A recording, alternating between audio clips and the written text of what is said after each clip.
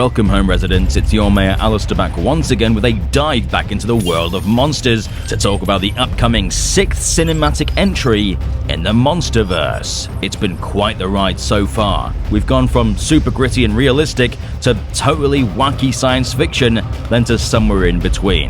One thing's remained consistent, however: they each deliver the kaiju action audiences have been looking for. But something's changed in recent years in regards to the MonsterVerse. Legendary seems less focused on world building in the films, and that's having a massive ripple effect on the quality of the product, and people are beginning to notice, with some people believing the quality has only decreased throughout the series. So, where did the MonsterVerse go wrong, and how can we fix it?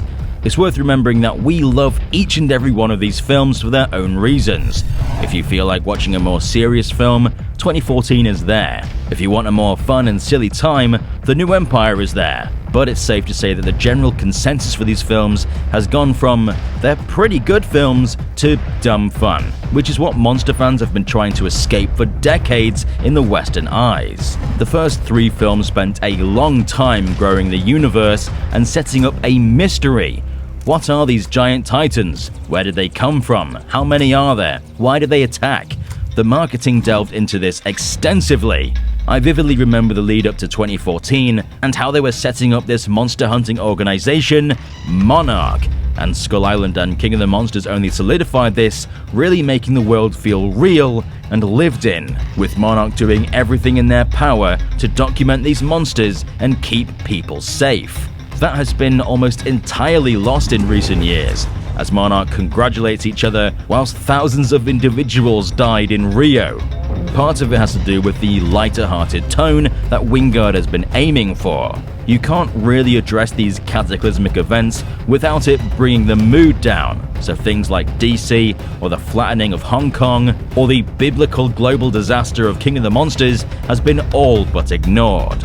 So, what needs to change? Well, possibly the biggest change we already know of is the director. Wingard has created 2 great MonsterVerse films and is moving on to other projects, and his replacement is relatively unknown Australian filmmaker Grant Sputor, a director that exceeds in low-budget films, making the most of his resources to deliver a high-quality product, a similar kind of creator to Gareth Edwards, the father of the MonsterVerse.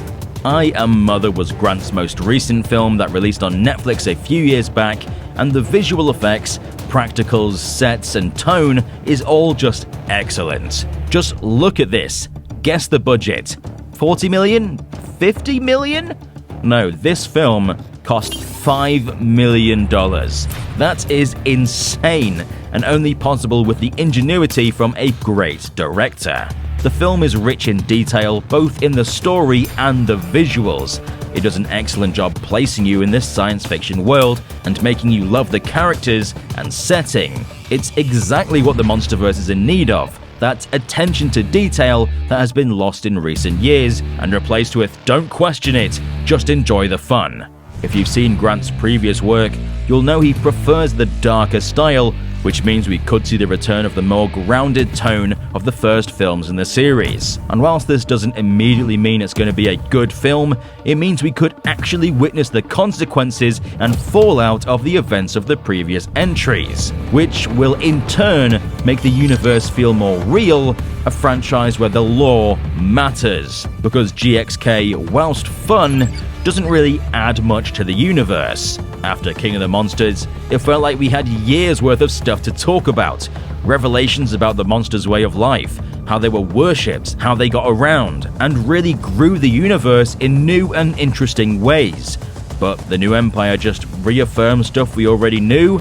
Like, cool, there's people in the Hollow Earth, and there's more Kongs, and another Mothra somehow.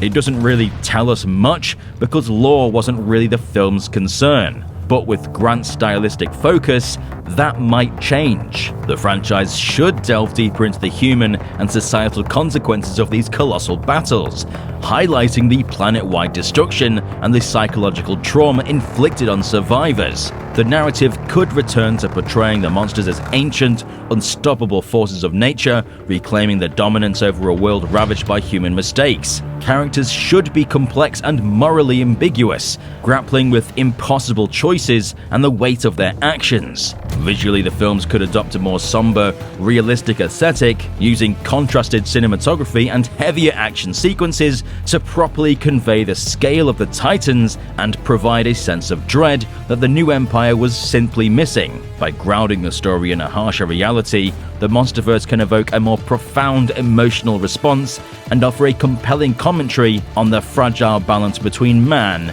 and nature. This is the MonsterVerse we fell in love with in 2014, and I'd love to see it return to the big screen.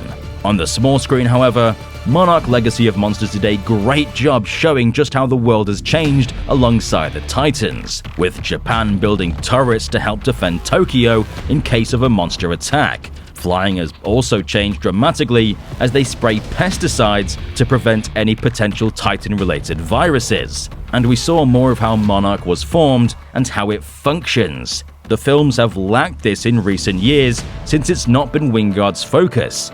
But I'm of the firm belief that this needs to be shown in the films, because like it or not, this is how the majority of the audience watches the MonsterVerse. And I believe Grant will do just that, bringing with him a slightly darker tone. Even if it's not quite as dark as the 2014 film, it'll naturally be more grounded and have a greater attention to detail, which fans of Gareth Edwards, Vox Roberts and Doherty's films will very much appreciate.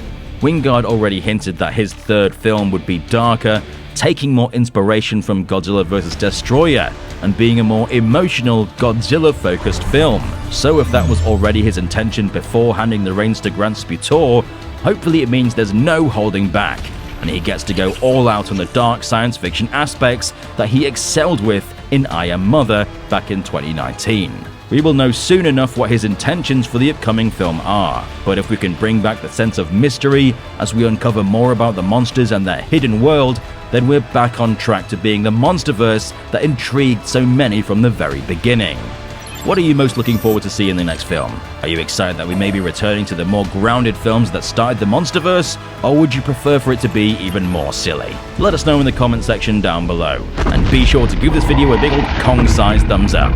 I've been your Mayor Alistair, and we'll see you residents in the next one.